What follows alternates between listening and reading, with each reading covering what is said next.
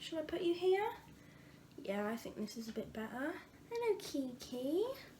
I wanted to answer some questions about life after recovery that you guys have sent me on Instagram, and also just kind of talk, I guess, a bit, and finally say something that I've been wanting to say for ages, but I haven't really, and say something that I kind of wanted to say for ages, but obviously you have to kind of like accept something yourself before you say it to other people, let alone like on the internet. Obviously the reason I asked you guys to send me in questions for life after recovery, not after recovery, I guess you're always in recovery, I'll go a bit more into that in a minute, but you know, life after anorexia and stuff, is because I kind of feel like finally I can say out loud that I don't think I have like an eating disorder anymore. I would say I'm like still in recovery, but I think I'll always be, to me I think just recovery just means being kind to yourself, getting better every day. I am at a point now, if I was to stay at this for the rest of my life, I would be happy, and that's like a really big deal for me, and I'm really proud of that. It didn't take half as long as I thought it would, but I feel like after 18 months I can finally say out loud that it's such a hard thing as well though, because I get so many questions like, do you think you can fully be recovered? And honestly the answer is no, because it's not a black and white thing. Like, all an eating disorder is like, it's just a bunch of bad thoughts. It's a bad habit made up of bad thoughts that your brain develops and like believes and stuff, and you kind of have to untrain your brain. But obviously sometimes I don't think it's the case of being either being recovered or not being recovered, you know, it's kind of black and white. I mean, it's kind of like a grey area. There is no black and white, but then I think most things are like this, especially when it comes to mental health. You can't really put a label on. You can't say like, she has an eating disorder and she doesn't. Like, it might be like, for example, I'm recovered from eating disorder, but obviously I might have one bad day after 6 months of being amazing and eating whatever I want. I might have one bad day where I look in the mirror and I don't feel so great about myself, and my brain will instantly think, it won't think to starve myself, it won't, like, I won't ever do that again, but my brain might, you know, just be reminded that that's a thought that it used to think, and or that's, you know, something that it's tempted to go towards, but then obviously my recovered brain would be like, obviously I'm not going to do that, it's not worth it, been there, done that, like, didn't help me at all. So, but then I don't like being asked the question, because I don't want to give the answer no, you can't ever be fully recovered, because that sounds like a negative thing, when actually it's a good thing. Like, I do think you can be recovered, but obviously 100% recovery doesn't exist, because no one is perfect and no one is going to be happy with themselves 100% of the time. But that's just, I don't know if that's me getting, I don't really know how to explain it. I feel like I'm kind of not making any sense, but yeah, it's a grey area. It's not black and white. It's not like yes or no. I think you can like be 99% recovered and that 1% doesn't affect you at all, but it still exists. Like, you know, if you have a bad day, we've had eating disorders, so our brain is instantly gonna go back to those negative thoughts, and it thinks of them. It doesn't consider them, but it thinks of them. Like, it thinks of them, and then it's like, oh yeah, I could do that, but I'm not going to. And then, you know, you just might feel a bit down, like, for the rest of the day, because, you know, you're being reminded of that time, and the thoughts are there, but they're not having an impact on you. They're not having a negative impact. You're not acting upon them. Like, I'm comfortable in my body. I'm comfortable putting on weight. I'm comfortable eating what I want, as long as I'm, you know, like, being healthy and stuff. I'm actually filming a what I ate today. But yeah, I mentioned that I like to have a structure in my eating, and that's not an obsessive thing, that is just like a comfort thing. That's just, it just makes me just kind of check that, you know, I'm eating enough and I'm eating the right sort of things, that I'm not just eating, you know, this and then I'm missing out on my protein, or I'm missing out on my carbs or my sugar or my fat or something like that. But yeah, hopefully that made sense. I feel like I was rambling a little bit, and one of the questions that one of you has asked me is, can you be fully recovered? So I feel like I've answered that.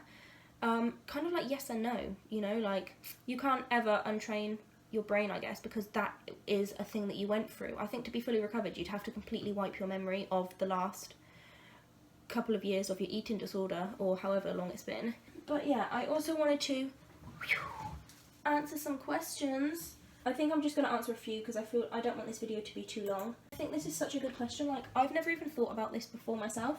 That someone said, sorry, I'm going to have to face this way so I can like read it.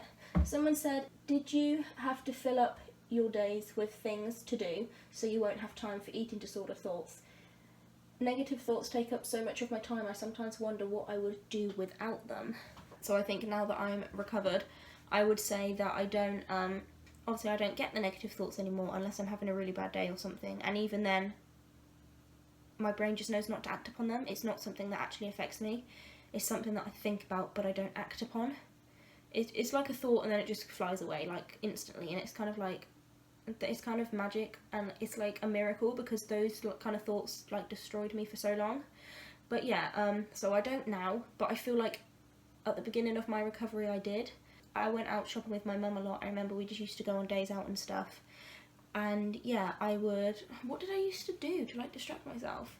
I feel like for the most part, I think I just addressed them rather than trying to ignore them. I just thought rationally about it. I thought, if I listen to these thoughts, I'm never going to be happy, you know. And I put all my energy into recovering. I channeled that negative energy and I kind of changed it into positive energy and put it into energy to recover. So if I'd have a bad thought, I'd be like, no, like if I listen to this, my life will just keep on being shit and I might even die. I will live in hospital and I don't want that. This is even more of a motivation to recover. So you use the negative thoughts as a motivation to recover as well. They will go away. The thoughts go away with recovery. I think just keep going as slow as you can. I always say this. Go as slow as you possibly can and be kind to yourself. And the negative thoughts will get quieter and quieter until they're like literally like 99% gone. I think that is my advice. How did you deal with weight gain and not exercising? I didn't do a massive deal of exercising. I went through stages where sometimes I would exercise, but it would only be for like I'm not a very fit person, exercise wise. And weight gain wise, again, kind of same answer. I just focused on my recovery. I focused on getting better, and I think I knew because there wasn't any other choice, and I'd seen on this Instagram community that we have, and I kind of saw that people were recovering, and I was like, it must be possible. Like, I don't have a choice. I just have to recover. I don't know. I think once I just went to the hospital appointment and then I got the diagnosis of anorexia, I was like, I want to recover now. Like, I don't want this for myself. And I just kind of knew for a fact that if I just kept on trying, that I would recover. And it kind of went uphill from there, you know. Am I even answering the question? Am I just rambling? What was the question? Yeah, how did I deal with weight gain? I just like kept reminding myself while I was recovering, things will, like, it's just a fact. Things have to get better if you keep trying. So yeah, just keep trying, and I focused all my energy on, you know, eating and stuff. Do you have eating disorder thoughts and bad body image sometimes, or does that go away with recovery? Do you always have to fight with your own mind at the moment now that I'm recovered? It's like 90-10, like the 90 being, yes, I'm completely like, I have cellulite now, I have like stretch marks, I don't have a thigh gap, my stomach's not flat, it never was flat. Who has a flat stomach? Is that even possible? When I see that now, you know, I think of that just represents my recovery, and it's either that or like I'm dying in a hospital bed of an eating disorder, and that's not me. So yeah, like I said, the eating disorder thoughts are really quiet now. Like, I hardly get them at all, and if I do, it's just a flying thought that I don't even consider to act upon. So no, I honestly don't feel like I'm at war with my mind anymore. I'm like at peace. There isn't a part of me now that I feel like I'm battling against, whereas before it was like 20% Emily and 80% anorexia in my mind. Now it's like 99% me, and the 1% is that monkey brain that everyone has anyway. So it's not even like it's an eating disorder, it's just a monkey brain that everyone has anyway. The weird part of your brain that everyone has anyway that just makes you want to do stupid stuff when you're in a bad mood. And yeah, I don't have to battle or deal with those thoughts anymore either, because it is something that goes away, and I feel like when you have an eating disorder you don't think that it is, you think it's going to be with you forever. But if you just keep going, you are, you know, you can like get rid of it. You know, like I said, it's just something that you can, you know, get out of. It's just a bad habit that you can get out of, and it is that easy. Like, obviously it's not easy, but it is that simple. I know that this is a disordered thought, but a lot of the time I think to myself that I'm not going to be special if I let go of my eating disorder and I start to recover. Did you ever have a mindset like that? And if so, how did you overcome it in your recovery? And then you say I'm in inspiration and you love my videos. Oh, thank you so much. These are good questions, people. Yeah, honestly I did. I think that's part of an eating disorder. It's like, it got to a point where, I've mentioned this in my eating disorder story video, that, you know, I I didn't want to obviously be ill, but I almost wanted to have anorexia so that I could say I've achieved my goal weight, so that I could say I've achieved my, you know, it was never the plan to be ill, but I wanted to be skinny enough, and I wanted, you know, to be ill enough to actually have the label of anorexia, and that's what it was for me. And I think that's just part of the addiction. Like, an eating disorder is an addiction, and it's a really unhealthy mindset, and it completely fucks your brain over, and it's all this irrational thinking. So yeah, I think that's where the part of like wanting to be special and wanting to have an eating disorder comes from. But that did go away, because I think you realise, and it got to the point where I remember when I was starting to recover, I was like, in a couple years when I'm recovered, people are just going to see me as a normal person, and I'm not going to have, oh my god, I'm getting emotional. I'm sorry, I think I'm on my period. That I did want to be like special, and I didn't want to live without my eating disorder, because then people would just see me as a normal person. It's like now I walk down the streets and people see me as a normal person. They don't know I'm different, and they don't know that I used to have anorexia. Whereas when I was walking down the street 18 months ago, like, you know, dying of like starvation, they probably knew. But I overcame that by realising that I don't need other people to know what I went through. Like, I don't need other people's recognition and other people's sympathy, because I'm proud of myself, and my family and friends are proud of myself, and I think that's all that I need. Like, you don't need other people's recognition. I don't know if the person who asked this question, if for you it's about other people's recognition, but for me it was. Now I realise, and I think at the beginning of my recovery I think I remember sat in the car, and I just remember thinking, like, people aren't going to know in a couple of years what I went through, but I don't need other people to know. Like, I know what I went through, and I'm proud of myself, and that's all I need. So yeah, I don't know if that helps whoever asked that question.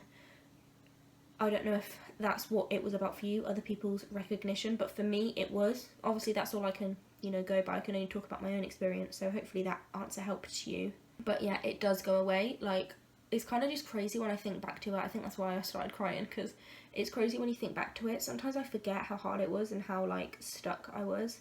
But yeah, I definitely get what you mean. I had a mindset like that too. Like, you know, I just wanted to be special. I didn't want to let go of my eating disorder. And I feel like a lot of people, I don't think anyone wants to let go of their eating disorder, because it's something that you live with for so long, and it's a comfort. So obviously, why would you want to get rid of it? Even though it's doing you harm, you start believing that it's a good thing, and that it's a comfort, that it's saving you, because, you know, you're doing it for a reason, like to gain control over your life and stuff. Someone said, do you ever miss your eating disorder in a weird sort of way? It was a way of life and routine for a while. How do you feel about that? Yeah, I agree. I think I mentioned that briefly as well. Like, you know, it's something you live with. It's like an addiction. So obviously, you know, I think there was stages in my recovery that I did miss it. You know, I really did miss it. And that's, as soon as you start to miss it, you need to ignore that thought, and you need to think about recovery, because there was a few occasions where I thought I started to miss it, and that's when anorexia creeped back in, and I had a couple relapses. I never had any proper relapses. I feel like there's a difference between a relapse and actually going back to your eating disorder. And the difference is just your mental state. I think it's just as simple as that. The difference is your mental state. And now that I am recovered, I don't miss it anymore at all.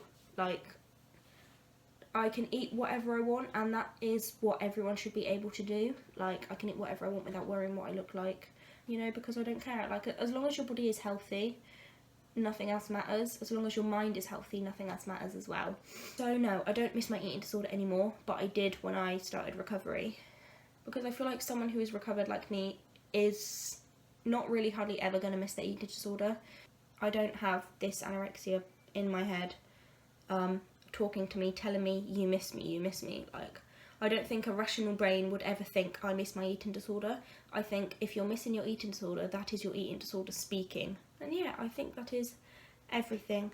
I love you guys very much. Thank you for watching and for subscribing, and like if you enjoyed this video, and subscribe if you haven't, if you want to. And I will see you in my next video. Bye!